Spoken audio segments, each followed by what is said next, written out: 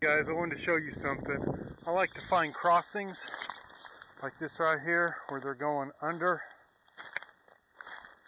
They're going under this fence right here. And you don't want to put a set right here because when they go under, they sort of dive under, okay? So my set is actually right here. I have one right there and one right there. So they're going to dive under that fence when they come through, and they're going to shoot straight through here. And that's how we do it. I don't like snares because I might catch the neighbor's dog, and that can be fatal. This one here, this little one, it's rubbed pretty bad. So I sure like to find their den. I don't know where they're at.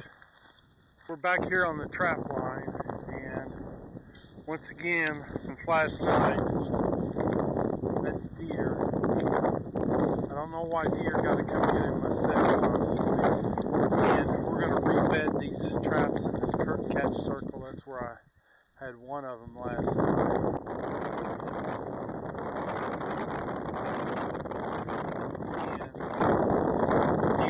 I am getting away from peat moss because I don't like the way it makes the ground dry out. You'll see a dried out spot.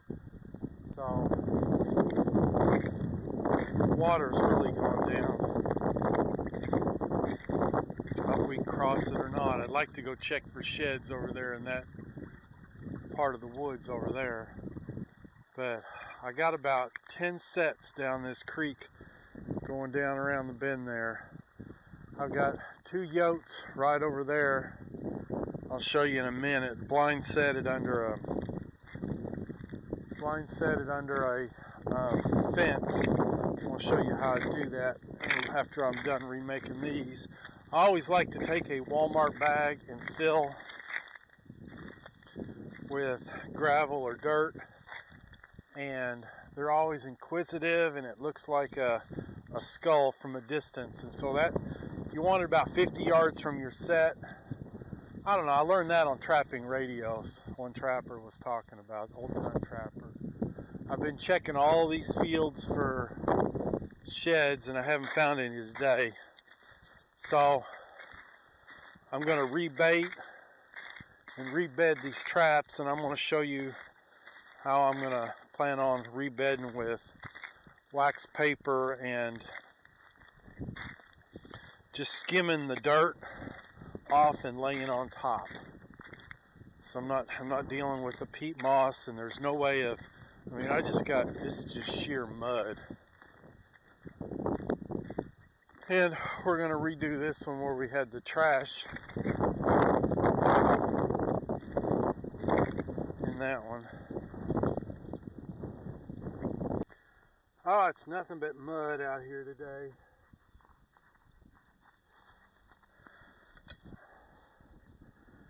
My hands are so cold. Alright, I do use these tools. I know you guys can laugh at me over it, but I make a living with my hands, and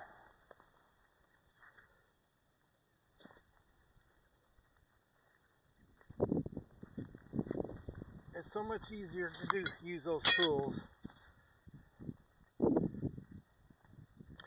One of the reasons I don't want to use peat moss right now is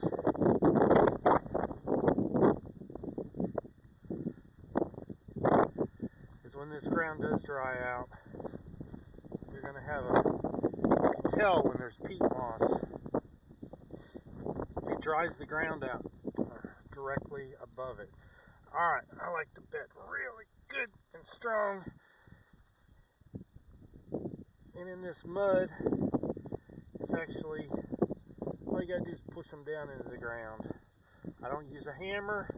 I use this tool right here, and I love it. I do like to bed my traps deep. Probably a lot deeper than most people do. I should have worn some heavier gloves. My hands are freezing.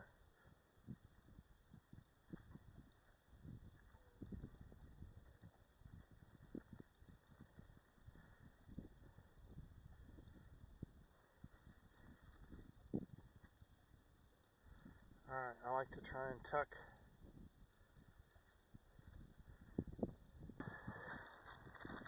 I'm backpacking in. I wish I would have had my scissors with me now.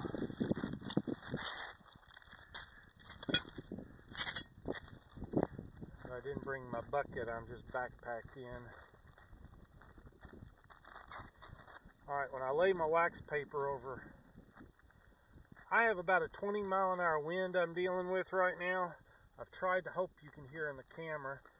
I like to try and tuck it in like that.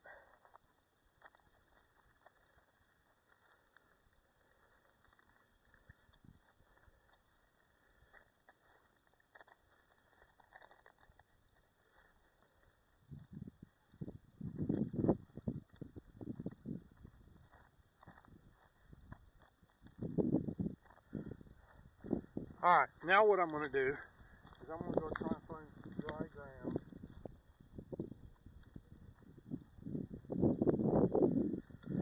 Alright.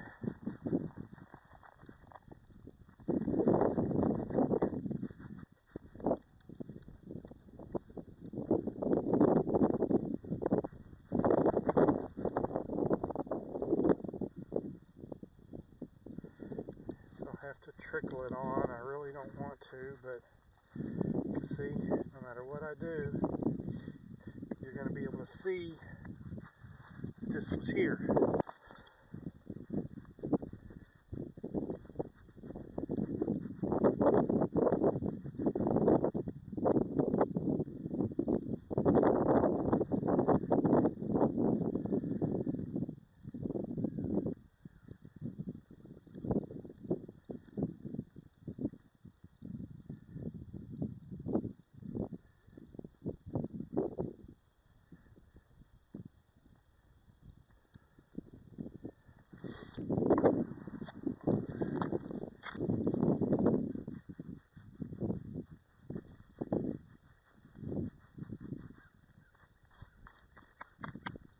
Gonna have to leave it like that, I guess.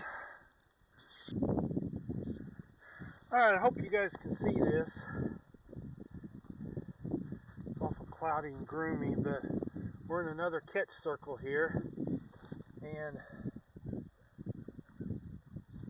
I guess the deer didn't like this bridger being here.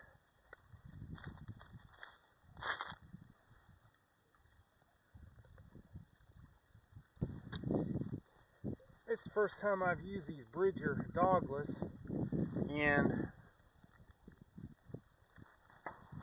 I think I'm going to get some more of them.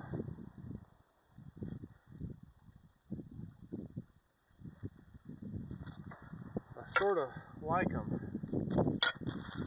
I like not having to mess with the dog.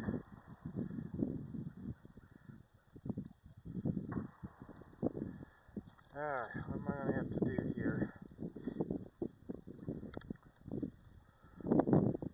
What's aggravating is I'm going to make this set, and tonight the deer are going to come walk on it again.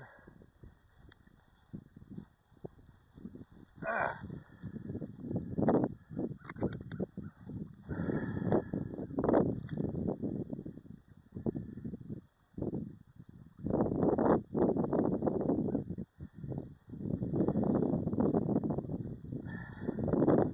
I don't know, I watch other people messing with dirt, and I don't think, or loose dirt, I don't think I've ever had loose dirt. It's always been mud.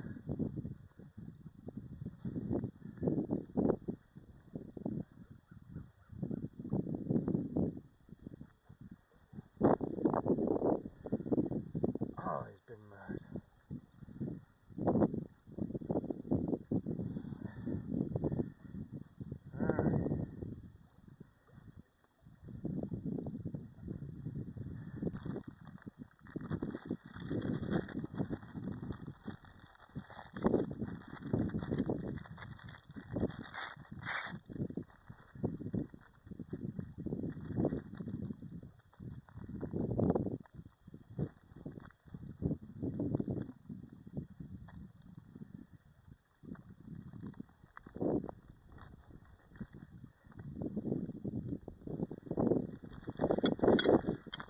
Alright guys, let me go get, actually, this Bridger doesn't have a hair trigger. What I want to try and do is that. Just skim off some other stuff out of this sketch circle.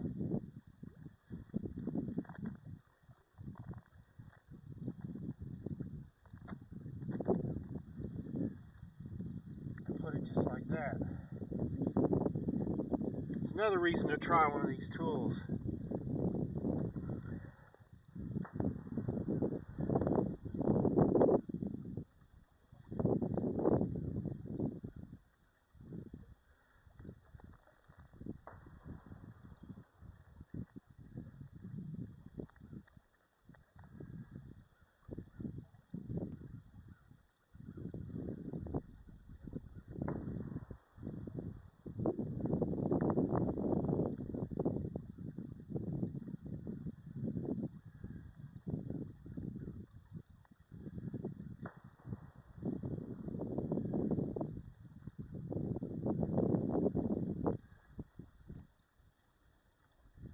Sometimes it does, but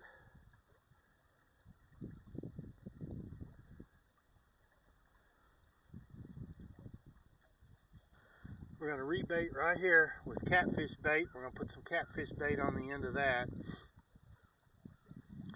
And one thing I always like to do if I can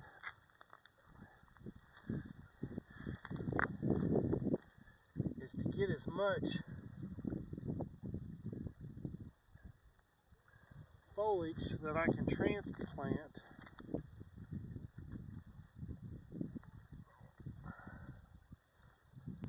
Now if I can find some.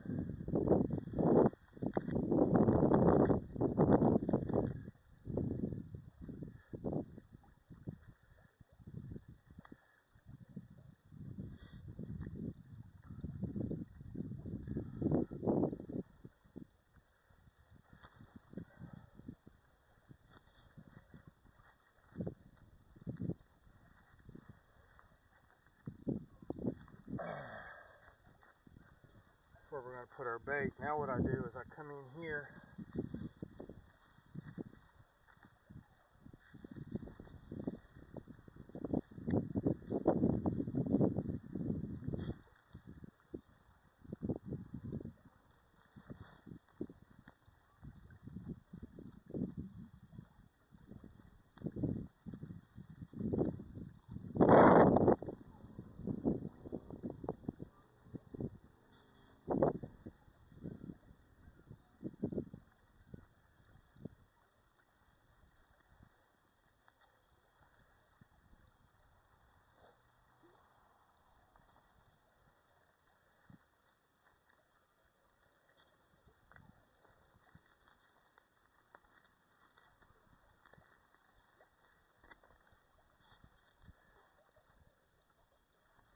Don't forget I am in a cornfield, but I know what they're going to do is they're going to come in from behind.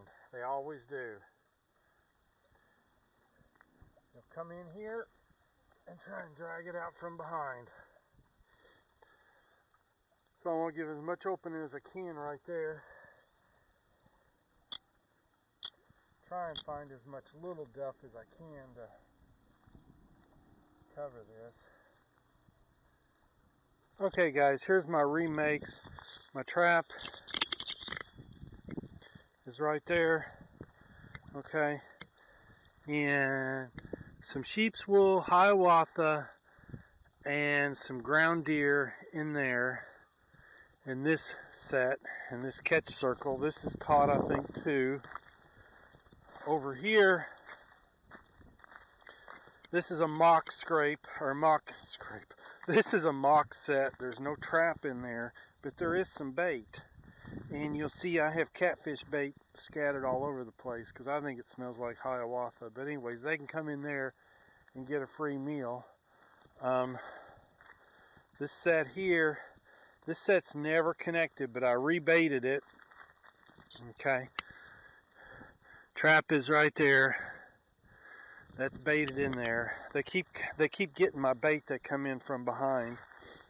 All right, rebaited that one. Okay, trap is right there. I always want my trap on the highest spot. I believe that's marking my dog. But anyways, they keep stealing that one. See, there's catfish bait all over. They love that stuff. I got them on camera eating it. I even put it on the end of this fence post. We got gland lure right there. And I punched in several holes in there and filled it with all kinds of bait. I put a bunch of scat right here. So hopefully they come from this side. And I just spreaded a bunch of loose dirt around because there's no way of blending. Down here, this is where those dukes are at, and that's ground pork, and on top we got some catfish bait up there, and bacon grease. Got bacon grease right there. Video a couple days ago, I had bacon grease on a corn stalk, and I got video of him running off with the corn stalk. He really enjoyed that.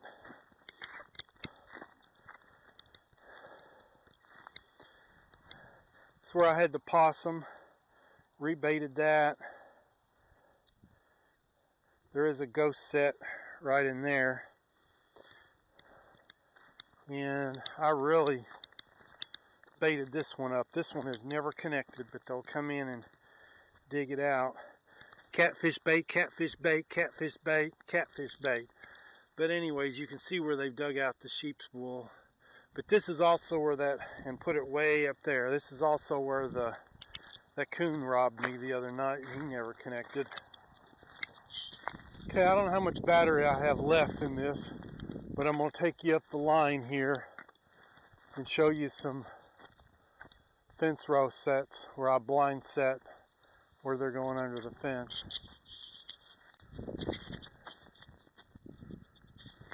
Okay guys, here's the pond. I have to bush hog for a while. See my stand sitting there? Next year, if you saw in the back of my van, I had Christmas trees. I'm trying to get old Christmas trees. I'm gonna put Christmas tree, artificial Christmas tree, cut the wires, and I'm gonna put it all around that stand. And if you look at a lot of these cedars, they're pointed at the top and there's nothing at the bottom. So that's my plan. For years I've cut branches down and put around it, but the leaves eventually fall off of it, rot and fall off of it.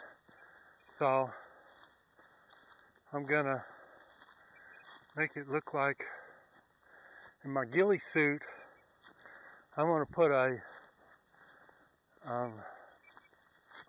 like a witch's hat on top of it. You see they're always pointed. I love my ghillie suit, but that's my plan. This is where I kill most of my deer at, right here.